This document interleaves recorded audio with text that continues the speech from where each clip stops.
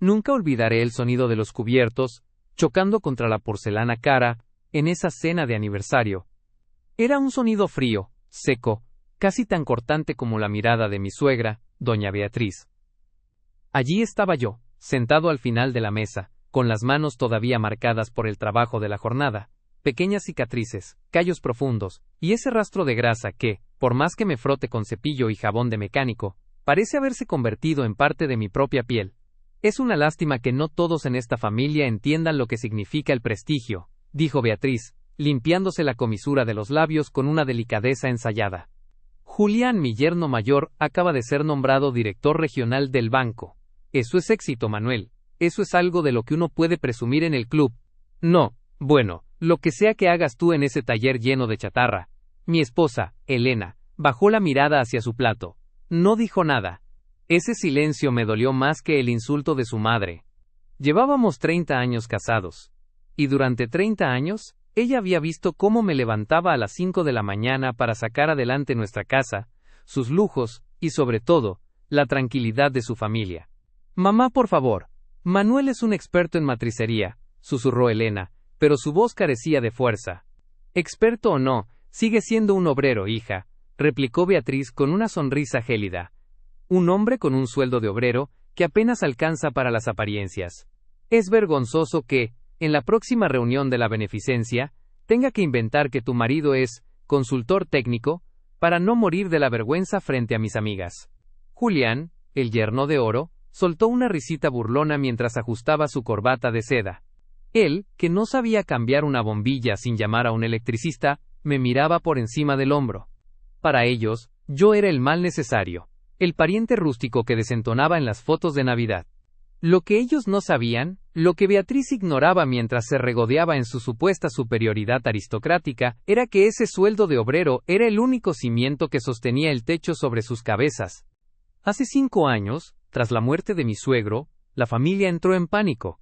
Él había sido un hombre de negocios de fachada brillante pero de cuentas vacías. Dejó deudas que habrían dejado a Beatriz en la calle, en cuestión de meses. La casa, esa mansión colonial de la que ella tanto presumía, estaba a punto de ser embargada. Elena vino a mí llorando, me suplicó que hiciéramos algo. Y lo hice. Pero puse una condición. Mi nombre no debía aparecer en las conversaciones familiares. No quería gratitud comprada, quería paz.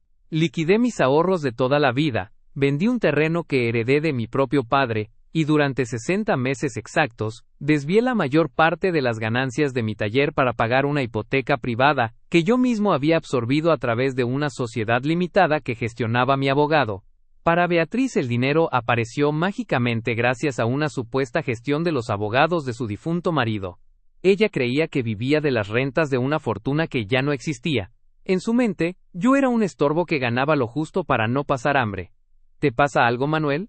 Estás muy callado, dijo Julián, interrumpiendo mis pensamientos. ¿O es que estás calculando cuántas tuercas tienes que apretar para pagarnos el postre? La mesa estalló en risas contenidas. Sentí un calor intenso subiendo por mi cuello. Miré mis manos, esas manos que habían pagado la carrera de Julián, cuando su padre no podía. Esas manos que firmaban los cheques que mantenían el jardín impecable de la mujer que me escupía a la cara. Solo pensaba en lo rápido que cambian las cosas. Julián, respondí con una calma que me sorprendió incluso a mí. A veces, los que parecen estar en la cima solo están apoyados en los hombros de alguien que está abajo, y si ese alguien se cansa y se mueve, los de arriba suelen caerse muy rápido.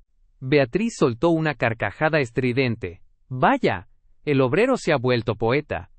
Qué tierno. Pero mejor deja las metáforas para los que tienen educación, querido. Mañana vendrá un tasador para actualizar el valor de la propiedad. Quiero pedir una línea de crédito para un viaje a Europa con Julián y su familia.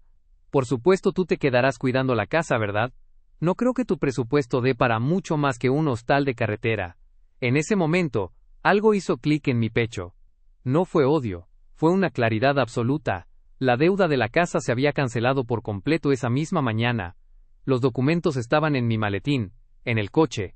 La propiedad ya no pertenecía al legado de los de la Vega. Técnicamente, y debido a los contratos de dación en pago que Beatriz firmó a ciegas hace años pensando que eran simples trámites de sucesión, la dueña de la propiedad era mi sociedad. Metí la mano en el bolsillo y sentí la textura de la tarjeta de mi abogado. Miré a Beatriz, que seguía hablando de sus planes de viaje, despreciando mi presencia como si fuera un mueble viejo y polvoriento. ¿Sabes qué, Beatriz? Tienes razón, dije, levantándome de la silla con una parsimonia que hizo que todos guardaran silencio. Mañana vendrá el tasador. Pero no va a ser para tu crédito. Me di la vuelta y caminé hacia la salida. Antes de cerrar la puerta del comedor, escuché a Elena llamarme, pero no me detuve. Necesitaba aire. Necesitaba llamar a mi abogado. Había encontrado la pieza de información que Beatriz había pasado por alto. El contrato de usufructo que le permitía vivir allí tenía una cláusula de rescisión por falta de pago de impuestos municipales. Impuestos que yo había dejado de pagar deliberadamente el mes pasado. La trampa estaba lista, y ella misma me había dado el empujón final para activarla. Esa noche no dormí en la habitación principal. Me quedé en el pequeño estudio que tengo al fondo del jardín, un espacio que Beatriz llamaba despectivamente el cuartucho de las herramientas. Allí, entre el olor a aceite de linaza y el sonido del viento golpeando los fresnos, extendí sobre el escritorio de roble los documentos que habían permanecido ocultos en una caja de seguridad durante un lustro. Eran actas notariales, contratos de cesión de derechos y, lo más importante, el desglose de la hipoteca privada que yo había liquidado mes tras mes. Cada pago, cada sacrificio de mi taller, estaba allí registrado. Beatriz creía que el banco le había otorgado una gracia divina por los contactos de su difunto esposo, pero la realidad era mucho más prosaica. Yo era el dueño de la deuda, y por extensión, el dueño de las escrituras. A la mañana siguiente, el sol entró por la ventana, pero no trajo calidez, sino una determinación de hierro. Llamé a mi abogado, el licenciado Arreola. Manuel, ¿estás seguro de esto?, me preguntó Arreola por teléfono. Si ejecutamos la cláusula de incumplimiento por los impuestos no pagados, y notificamos la transferencia de la propiedad a tu nombre personal, no habrá vuelta atrás. Tu suegra quedará legalmente a tu merced. Arreola, respondí, mientras observaba a través de la ventana, cómo Beatriz caminaba por el jardín, señalando las flores con su bastón de plata, dándole órdenes al jardinero, como si fuera la reina de un país inexistente. Anoche me llamó, obrero de sueldo miserable, mientras yo pagaba el vino que tenía en la mano. Ya no es una cuestión de dinero, es una cuestión de dignidad. Procede con la notificación silenciosa. Quiero que el tasador que ella llamó se encuentre con una sorpresa. Durante las siguientes 2 semanas, me convertí en un fantasma en mi propia casa. Soporté las burlas constantes. Julián, el yerno banquero, incluso tuvo la audacia de dejarme un folleto de una tienda de ropa de segunda mano sobre mi banco de trabajo. Para que te veas decente en el viaje, Manuel, me dijo con esa sonrisa de suficiencia que me revolvía el estómago. Aunque, pensándolo bien, mamá dice que lo mejor será que te quedes a pintar la fachada mientras no estamos. Así desquitas el plato de comida que te damos. Yo no respondí. Solo asentí, manteniendo la cabeza baja, fingiendo esa derrota que ellos tanto disfrutaban. Verlo regodearse en su falsa superioridad era casi adictivo. Era como ver a alguien caminar hacia un precipicio convencido de que puede volar. Cada insulto de Beatriz, cada desplante de Julián, solo reafirmaba que lo que estaba a punto de hacer era lo correcto. La justicia kármica no siempre llega del cielo. A veces llega en un sobre de papel manila firmado por un notario. La investigación de Arreola reveló algo más. Julián no era el genio financiero que todos creían.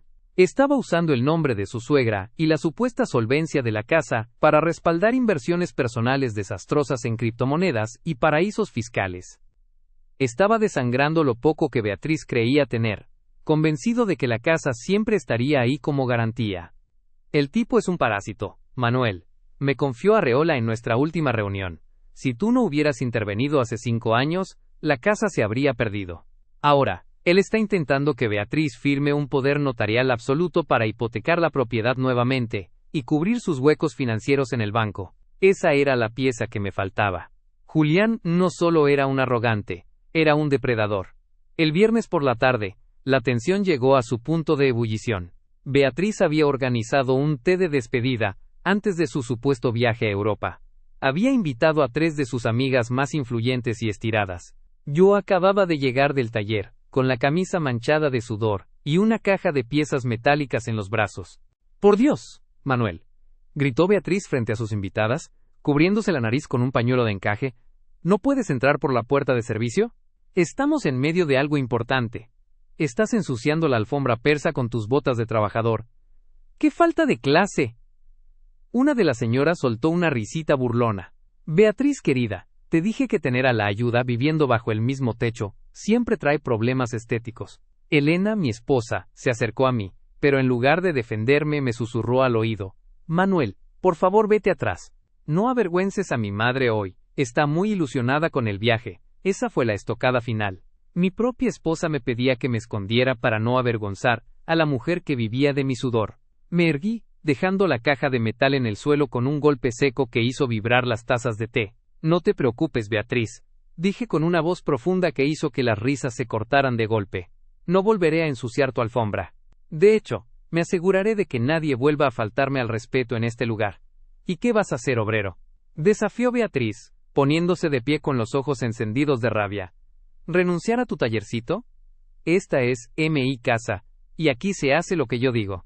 Si no te gusta, la puerta es muy grande. Pero recuerda que sin mi hija, y sin este techo, no eres nada más que un viejo con las manos sucias. Julián se acercó, poniéndome una mano en el hombro de forma condescendiente. Ya la oíste, suegro. Mejor ve a lavarte. Mañana, firmo los últimos papeles con el notario, y esta casa por fin tendrá el nivel que merece, sin estorbos. Le quité la mano de mi hombro con un movimiento brusco. Firma lo que quieras, Julián, pero asegúrate de leer la letra pequeña. Porque mañana, a las 10 de la mañana, el verdadero dueño de esta propiedad va a reclamar lo que es suyo. ¿El verdadero dueño? Beatriz soltó una carcajada estridente. Ese es mi marido muerto y ahora soy yo. Estás loco de tanto respirar vapores de soldadura. Mañana a las 10, Beatriz, repetí, mirándola fijamente a los ojos. Ten las maletas listas. No para Europa, sino para la realidad. Me di la vuelta y salí al jardín. Mientras caminaba hacia mi estudio, escuché a Beatriz gritarle a Elena que su marido había perdido la cabeza. No sabían que, en ese mismo instante, el licenciado Arreola estaba terminando de redactar la orden de desalojo preventivo y la notificación de propiedad absoluta a favor de mi empresa. El ultimátum estaba dado. La humillación pública había sido el catalizador. Ahora, solo quedaba esperar a que el reloj marcara la hora de la verdad. La mañana siguiente amaneció con una calma sepulcral.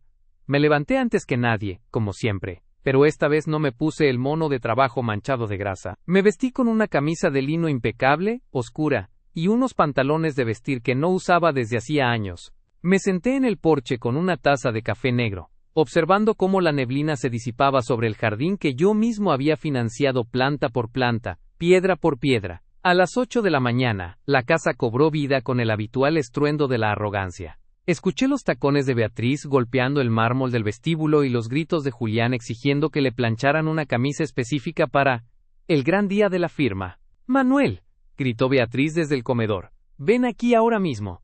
Entré con paso lento, manteniendo las manos en los bolsillos. Julián estaba sentado a la cabecera, revisando unos documentos con un bolígrafo de oro en la mano.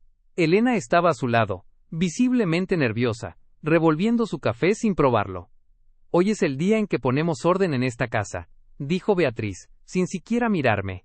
«Julián ha gestionado una ampliación de capital, usando esta propiedad como aval. Vamos a remodelar toda la planta alta, y lo siento mucho, pero tu estudio del jardín será demolido para construir una piscina infinita. Es lo que una propiedad de este calibre merece». «Entiendo», respondí con una voz neutra, casi sumisa. «Así que vas a firmar hoy, ¿verdad, Julián?» «Exactamente, suegro», dijo él con una sonrisa depredadora. «El notario llegará en una hora. Solo necesito que tú, como residente y esposo de Elena, firmes este documento de no objeción. Es un mero trámite para que el banco no ponga pegas por tu régimen matrimonial». Me extendió un papel. Era una trampa legal burda. Si yo firmaba eso, estaba reconociendo que la propiedad era exclusivamente de Beatriz, y que yo no tenía ningún derecho sobre las mejoras o las inversiones realizadas. Julián pensaba que yo era demasiado ignorante para entender el lenguaje jurídico. Pensaba que el obrero solo sabía de tornillos y no de leyes de propiedad. Fingí dudar. Dejé que el miedo se reflejara en mi rostro por un segundo. Pero, si firmo esto, ¿qué pasará si las cosas salen mal con tu inversión?, pregunté, forzando un temblor en la voz. Beatriz soltó una carcajada seca. Nada saldrá mal porque Julián es un profesional, no un aficionado de taller. Firma de una vez, y deja de darnos lástima. Si lo haces, quizás te dejemos quedarte en la habitación del servicio durante el invierno. Miré a Elena. Ella evitó mi contacto visual. Su silencio fue el sello final de mi decisión. Tomé el bolígrafo, y con una caligrafía firme que contrastaba con mi supuesta debilidad, firmé el documento. Pero no firmé como Manuel, el esposo. Firmé con el sello de mi sociedad limitada, algo que Julián, en su prisa por humillarme, ni siquiera se molestó en revisar. Listo, dije, dejando el papel sobre la mesa. Espero que esto sea lo que realmente quieren. Es lo que nos corresponde, sentenció Beatriz, arrebatándome el papel para entregárselo a Julián. Ahora, vete. Tenemos gente importante que recibir. Me retiré a la biblioteca. Desde allí, escuché cómo llegaba el notario de Julián, un hombre joven y ambicioso, que claramente estaba en nómina de su banco. Los escuché reír, descorchar una botella de champán prematura, y hablar de los lujos que se darían con el nuevo crédito. Estaban tan cegados por su propia codicia, que no se dieron cuenta de que el documento que Julián acababa de validar, al ser firmado bajo el sello de mi empresa, activaba automáticamente una cláusula de conflicto de interés y reclamación preferente. Lo que ellos no sabían es que la sociedad, que yo representaba, ya había registrado la propiedad a mi nombre personal 3 días antes, tras el impago de los impuestos que mencioné. Julián estaba intentando hipotecar algo que, legalmente, ya no le pertenecía a Beatriz. Estaba cometiendo un fraude bancario en vivo y en directo, y él mismo estaba dejando la evidencia por escrito. A las 10 en punto, sonó el timbre. No era un invitado. Era el licenciado Arreola, acompañado por 2 oficiales de la receptoría judicial, y un tasador independiente. ¿Quién es usted? Escuché gritar a Beatriz desde la entrada. No estamos esperando a ningún vendedor. Fuera de mi propiedad. Señora Beatriz de la Vega. La voz de Arreola era profesional y cortante como un bisturí. No soy un vendedor. Soy el representante legal del propietario legítimo de este inmueble. Venimos a realizar la toma de posesión física y a notificar el cese inmediato de cualquier trámite de hipoteca o embargo sobre esta finca. El silencio que siguió fue absoluto. Podía sentir la tensión atravesando las paredes. Salí de la biblioteca y caminé hacia el vestíbulo. Julián estaba pálido, con el contrato de crédito todavía en la mano. Beatriz temblaba, pero no de miedo, sino de una furia ciega. Esto es un error, chilló ella. Julián, diles algo. Diles quién soy yo. El problema, señora, dijo Arreola, abriendo su maletín y sacando las escrituras originales con el sello fresco del registro. Es que sabemos perfectamente quién es usted. Usted es la antigua ocupante de una propiedad, que fue salvada de la ruina por un inversor privado hace 5 años. Ese inversor acaba de ejecutar su derecho de propiedad absoluta, debido al incumplimiento de los términos de mantenimiento e impuestos. Julián dio un paso al frente, tratando de recuperar su compostura de hombre de negocios. Esto es ridículo.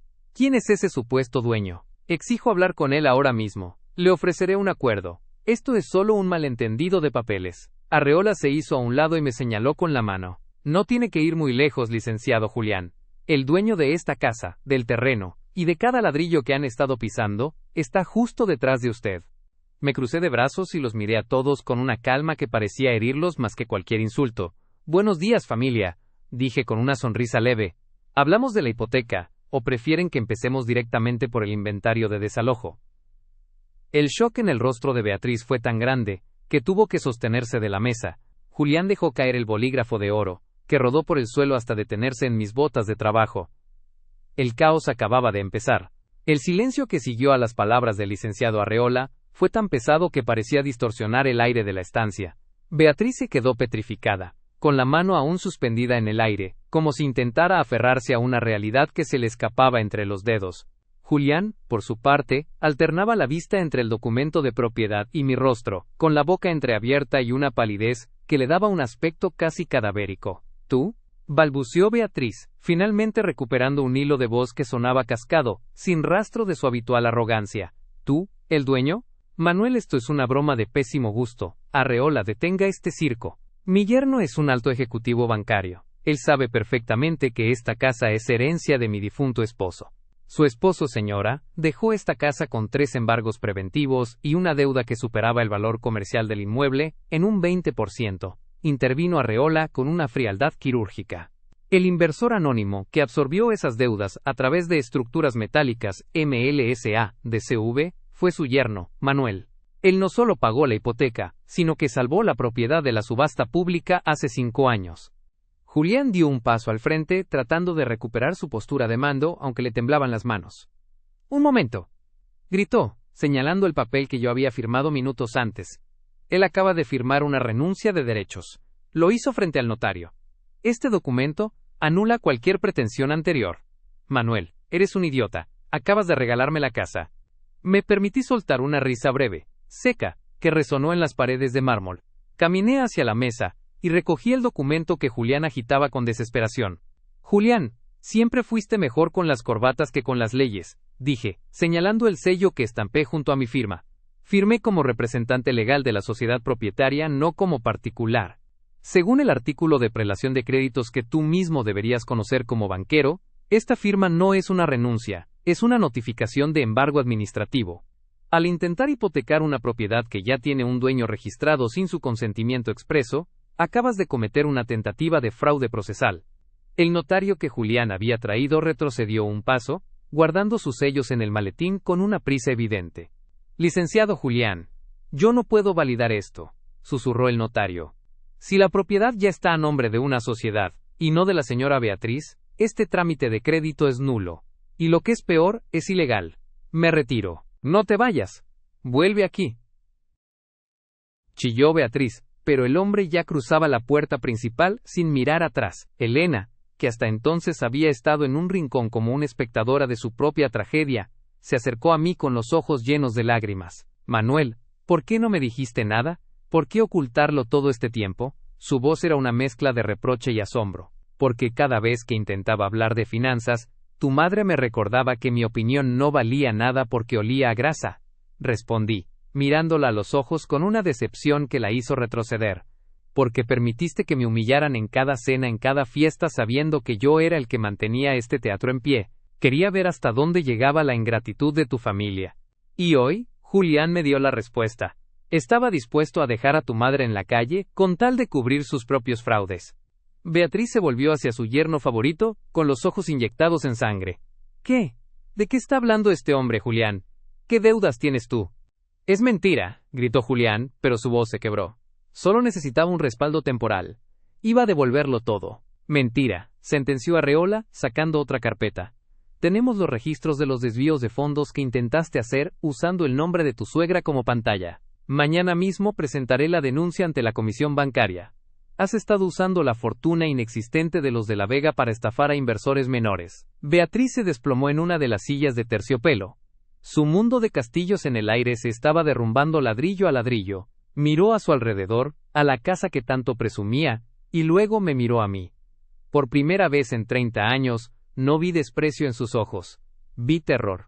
El terror de alguien que se da cuenta de que el perro que siempre pateó es el único que tiene la llave de la perrera.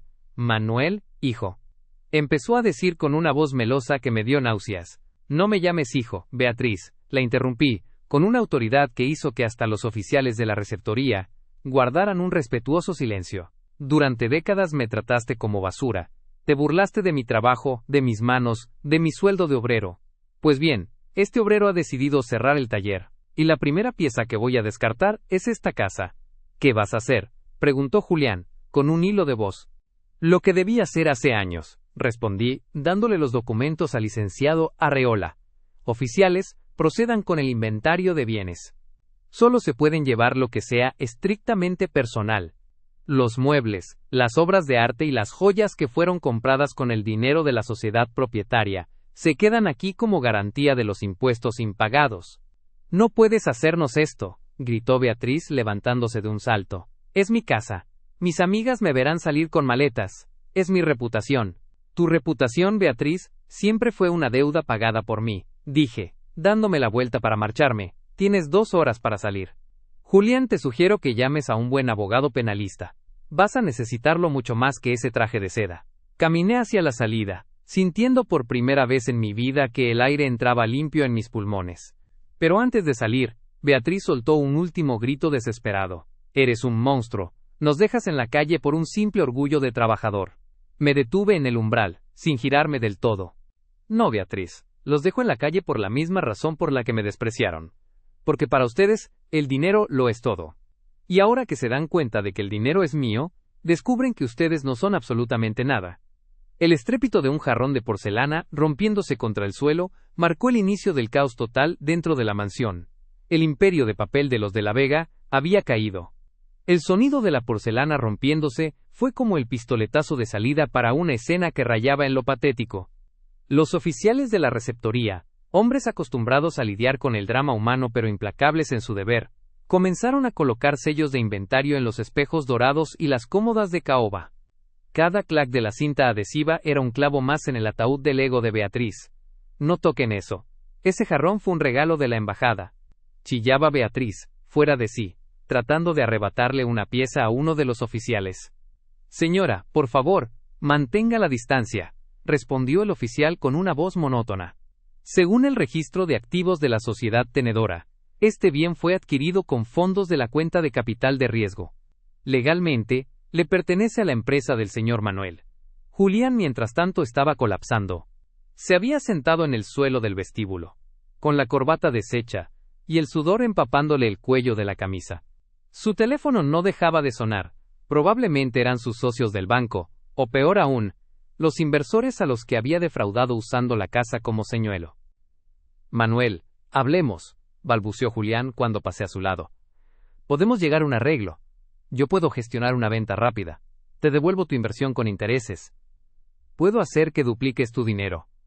Me detuve y lo miré con una mezcla de lástima y asco. ¿Sigues sin entenderlo, verdad, Julián? ¿Crees que todo se trata de una transacción? No quiero duplicar mi dinero. Ya tengo suficiente dinero. Lo que quería era ver cómo se siente el mundo cuando dejas de ser el brillante ejecutivo y te conviertes en lo que siempre fuiste. Un parásito que se alimentaba de la sangre de un obrero. Arreola se acercó a mí con una tableta electrónica. Manuel, el camión de mudanza para los artículos personales que autorizaste ya está en la puerta. Pero hay un problema. El señor Julián intentó sacar una caja fuerte pequeña por la puerta trasera. Los oficiales lo interceptaron. Caminamos hacia la cocina, donde dos oficiales sostenían a Julián por los brazos. En el suelo, una caja fuerte de acero gris estaba abierta. Dentro no había joyas, sino fajos de billetes y varios pasaportes. Vaya, Julián, dije arqueando una ceja. Parece que el viaje a Europa no era solo de placer. Tenías todo listo para una fuga, ¿no es así? Beatriz, que venía siguiendo la procesión, se quedó muda al ver el contenido de la caja. Julián, ¿qué es eso? Me dijiste que nuestros ahorros estaban en una cuenta de fideicomiso a mi nombre. Tu yerno de oro te estaba robando hasta el aire que respiras. Beatriz, sentencié. Ese dinero no saldrá de aquí. Se queda como parte de la reparación del daño por el fraude que intentó cometer contra mi sociedad. En ese momento, la humillación fue total. Los vecinos, esas personas ante las que Beatriz siempre quiso aparentar una vida de realeza, empezaron a asomarse por las verjas. Vieron el camión, vieron a los oficiales, y lo más importante, me vieron a mí. El hombre al que siempre vieron lavando el coche, o arreglando la cerca, dando órdenes con una autoridad serena. Elena se acercó a mí por última vez, estaba pálida, con las manos temblorosas.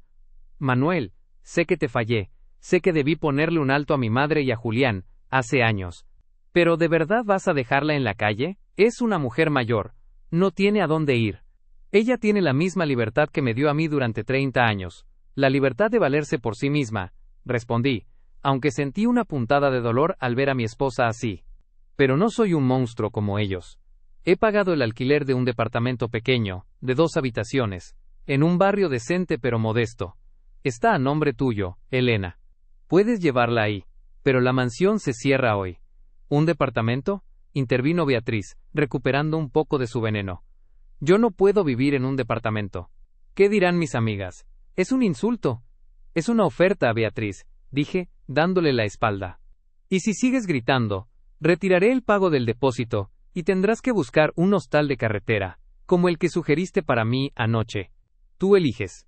Dignidad en la modestia o soberbia en la banqueta. El silencio que siguió fue la confirmación de mi victoria. Beatriz bajó la cabeza. Su espalda, antes siempre recta por el orgullo, se encorvó con acento agudo de repente, revelando la fragilidad de una mujer que se había quedado sin máscaras. Julián fue escoltado hacia un coche patrulla que acababa de llegar. El fraude bancario era demasiado evidente para ignorarlo. Lo vi subir al vehículo, perdiendo por fin esa sonrisa de suficiencia que me había atormentado durante años. Me quedé solo en el gran salón, mientras los oficiales terminaban de desalojar los últimos bultos. El eco de mis pasos en el mármol ya no sonaba a intrusión, sino a propiedad. Caminé hacia el ventanal y vi cómo el camión de mudanza se alejaba con las pocas pertenencias que les permití conservar. Por primera vez en mi vida, no sentía el peso del cansancio en mis hombros. Mis manos, todavía marcadas por el trabajo duro, sostuvieron las llaves maestras de la casa. No las apreté con odio, sino con la paz de quien sabe que el orden natural de las cosas finalmente se había restablecido. El obrero no solo había pagado la casa, el obrero se había ganado el derecho de decidir quién merecía estar en ella. 6 meses han pasado desde que el silencio regresó a esta casa, pero es un silencio distinto. Ya no es el silencio opresivo de quien se siente un extraño en su propio hogar, sino la paz profunda de quien ha limpiado los cimientos de una estructura podrida. Hoy no me levanté a las 5 de la mañana por necesidad, sino por el simple placer de ver amanecer desde la terraza. Ahora, el taller de matricería es gestionado por un grupo de jóvenes brillantes, a los que decidí heredar parte de las operaciones. Yo solo voy un par de días a la semana para enseñarles los secretos del metal que no se aprenden en los libros. Mis manos siguen teniendo callos, sí, pero ahora los llevo con el orgullo de quien sabe que cada uno de ellos fue un ladrillo en la construcción de su libertad. La mansión fue vendida. No necesitaba vivir en un mausoleo de recuerdos amargos. Con el dinero de la venta y la liquidación de los activos que recuperé de la gestión de Julián, creé un fondo de becas para hijos de obreros metalúrgicos. Quería asegurarme de que otros jóvenes con talento no tuvieran que agachar la cabeza ante tipos con traje de seda y alma de cartón. El destino de los demás se escribió con la misma tinta con la que ellos firmaron su arrogancia. Julián está cumpliendo una condena de 5 años por fraude financiero y falsificación de documentos. Me contaron que en la cárcel no le va muy bien. Parece que allí, el prestigio del club no sirve de mucho cuando no sabes cómo defenderte con tus propias manos. Su caída fue estrepitosa, pero justa. El yerno de oro resultó ser simple latón pintado que se peló al primer roce con la realidad. Beatriz vive en aquel departamento de 2 habitaciones que le pagué. Elena se quedó con ella para cuidarla, aunque nuestra relación nunca volvió a ser la misma. Nos vemos ocasionalmente para comer, y aunque Elena ha intentado que yo perdone y olvide, ambos sabemos que hay fracturas que ni el tiempo ni el dinero pueden soldar. Beatriz, por su parte, ha perdido esa voz chillona y autoritaria. Dicen que pasa las tardes sentada en el balcón, mirando a la gente pasar, fingiendo ante los vecinos del edificio que está allí temporalmente, mientras remodelan su mansión. La mentira es el único refugio que le queda a quien lo perdió todo, por no saber valorar lo que tenía. A veces, la gente me pregunta si no fui demasiado duro, si el castigo fue proporcional a los insultos en la mesa. Yo solo sonrío y les muestro mis manos. Les explico que no se trató de una venganza, sino de una auditoría existencial. Durante 30 años, yo fui el soporte invisible de una pirámide de vanidad. Lo único que hice fue dar un paso a un lado y dejar que la gravedad hiciera el resto. No puedes despreciar la tierra que pisas y esperar que el suelo no se abra bajo tus pies. Ayer pasé por el antiguo barrio, vi a una mujer joven, probablemente una nueva vecina, batallando con la cerradura de su coche. Me detuve, saqué una pequeña herramienta de mi bolsillo, y en 2 minutos, el motor rugió con fuerza. Ella me ofreció dinero, mirándome con cierta condescendencia por mi ropa de trabajo. Guarde su dinero, señorita, le dije con una sonrisa tranquila. Solo soy un obrero, que sabe cómo funcionan las cosas. Me alejé caminando, sintiendo el sol en la espalda. Ya no me importa lo que piensen de mi sueldo, de mi aroma a taller, o de mis uñas marcadas. Porque al final del día, la verdadera riqueza no está en la cuenta del banco que otros te envidian, sino en la capacidad de mirar a cualquiera a los ojos, y saber que no le debes nada a nadie, y que nadie posee un solo centímetro de tu dignidad. La justicia kármica no es un rayo que cae del cielo, es el resultado de dejar que cada quien se ahogue en su propia ambición. Mi suegra quería una vida de lujos y un yerno de éxito. Al final, tuvo exactamente lo que sembró. La soledad de una casa vacía, y el recuerdo de un obrero al que nunca pudo quebrar. hoy duermo tranquilo. Porque sé que, aunque el mundo intente medirte por el brillo de tu corbata, lo único que realmente sostiene al mundo son los hombros de aquellos que no temen ensuciarse las manos para hacer lo correcto. Y en mi mesa, ahora, solo se sienta gente que sabe que el respeto no se exige, se trabaja.